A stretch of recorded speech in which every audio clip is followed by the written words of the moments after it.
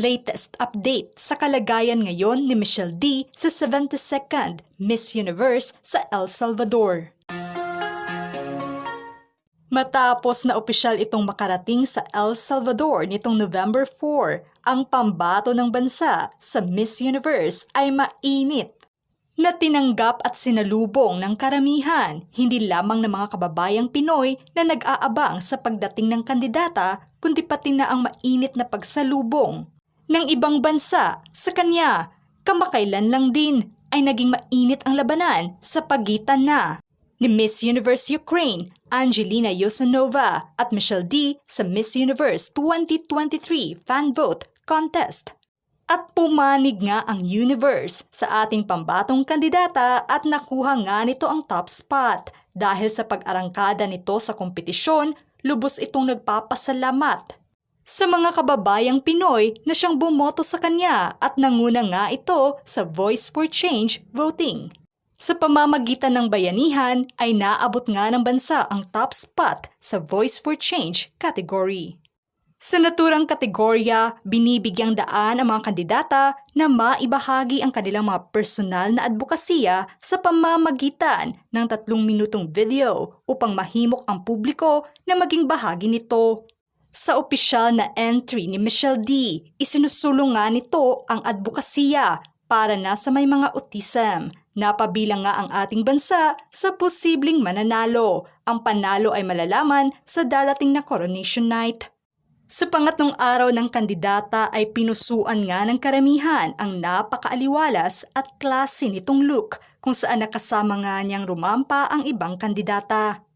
Mas lalong pinusuan pa ng mga Pinoy fans ang nakakabiglang pa-body reveal nito sa pang-4 na araw nito sa El Salvador. Hindi naman nawala ang pagiging dalagang Pilipina nito sa kanyang modern body-conscious dress na siyang bumagay nga sa summer vibes ng bansa. Bumuhos nga ang napakagandang komento tungkol na sa sexy body nito kung saan ibinendera nga ito ni Michelle D sa napakagandang view ng El Salvador. Dumagdag pa ang suot nitong black and white swimsuit na siyang nakakabighaning tignan at bumagay nga sa karakter nito. Nakasama nga nito sa yate ang iba pang kandidata kung saan napansin ng karamihan na napaka-radiant ng aura nito sa naturang larawan. Pinasalamatan naman nito ang kanyang supermodel mom na si Melanie dahil namana nito ang sexy long legs ng kanyang ina. Sa naturang cover photo ng post, kamakailan, makikitang suot nga nito ang black and white one-piece swimsuit at beach pants kung saan ibinida nito ang kanyang long legs. Habang sa ika-5 araw naman ito, sparkling Michelle D naman ang nasilayan matapos na ibinahagi ng Miss Universe Philippines ang kuhang larawan ng kandidata. Sa suot nitong sparkly outfit at kinumpleto pa ito ng cool sunglass na tunay na mailalarawang effortless beauty ng beauty queen. She is more than ready. Ganito mailarawan ng karamihan ang laban ngayon ng kandidata.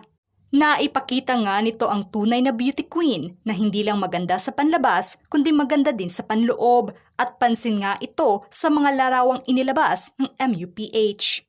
Di pa tapos. Sa pang-6 na araw nito sa El Salvador, patuloy ang pag-arangkada nito. At hindi nagpahuli sa mga kaganapan. She is serving. Ganito naman mailarawan ng karamihan ang naturang unstoppable look ng beauty queen. Suot nga nito ang piece by Mark Baumgartner na siyang latest collection nito at kinumpleto ang look ng beauty queen sa bitbit nitong clutches. Sa ika-6 na araw nito ay sa wakas ay may patikim na nga ang beauty queen sa mga kababayang Pinoy matapos na pinahawak na ito ng mikropono. Sa meet and greet ng kompetisyon, ibinahagi naman nito na sobrang saya nito sa kultura ng bansa lalo na at napapaligiran ito ng mga empowered women. Ginulat naman ito ang mga Pinoy fans sa fluent na pagsasalita nito ng Espanyol sa welcome dinner ng kompetisyon. Tiyak na malaking panlaban at baon ito ng beauty queen sa darating na coronation night. Naibahagi naman ito na nagpapasalamat ito sa namana nitong creativity sa kanyang mga magulang lalo na sa kanyang ina na si Miss Melanie Marquez. Nakitaan nga ng mataas na kumpiyansa ng mga fans ang kalmado nitong pagsagot sa mga katanungan ng host. Samantalang sa ikapitong araw naman nito, delightful kung mailarawan ng lahat ang classy look nito. Tila ang pagiging class na aura nga nito ang isa sa mga nagdala ng kakaibang atake nito ngayon sa kompetisyon. Kamakailan lang din ay mainit na pinag-usapan online ang pasilip umano sa magiging national costume nito sa kompetisyon. Nitong nakaraang araw ay nagbahagi nga ito ng pagbabalik tanaw niya sa kanyang naging pagsasanay sa Philippine Air Force noon. May mga kumalat nga na clips tungkol na sa magiging national costume nito na espekulasyon ng karamihan na Philippine Air Force inspired ang posibleng costume nito sa pageant. Hindi naman makapaghintay ang lahat kung ano ang magiging pasabog na dala nito sa stage sa darating na coronation night. Nagbigay nga ng mensahe ang kanyang ina sa naging journey ng kanyang anak ngayon sa kompetisyon. All out ang suportang ibinigay nito sa kanyang anak lalo na at nalalapit na ang araw ng kompetisyon. Paulit-ulit na sinasabi naman nito sa kandidata na patuloy itong mag-manifest ng pagkapanalo.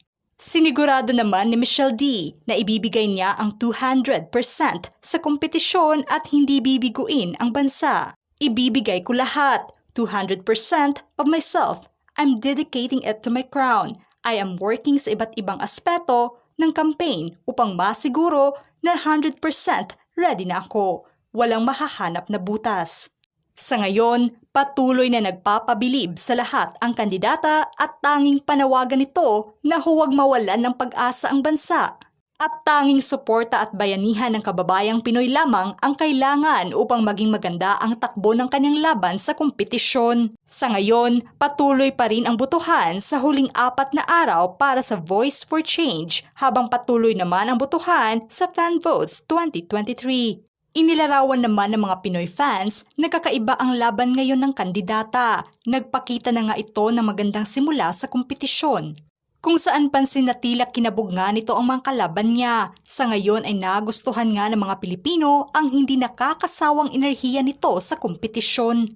Ramdam naman ng iilan na malakas ang magiging laban ngayong taon ng bansa sa ipinakitang performance ng beauty queen. Kaya naman, gigil na ang lahat sa magiging takbo ng performance nito sa coronation night. Target ng bansa na maiuwi at masungkit nito ang panlimang korona ng universe. Kaya sigaw ng mga Pinoy fans para sa pambato ng ating bansa, di pa tapos ang laban kaya tuloy pa rin ang bayanihan. Mga ka-showbiz peeps, kayo, ano ang say nyo sa paksang ito? Write your comments down below.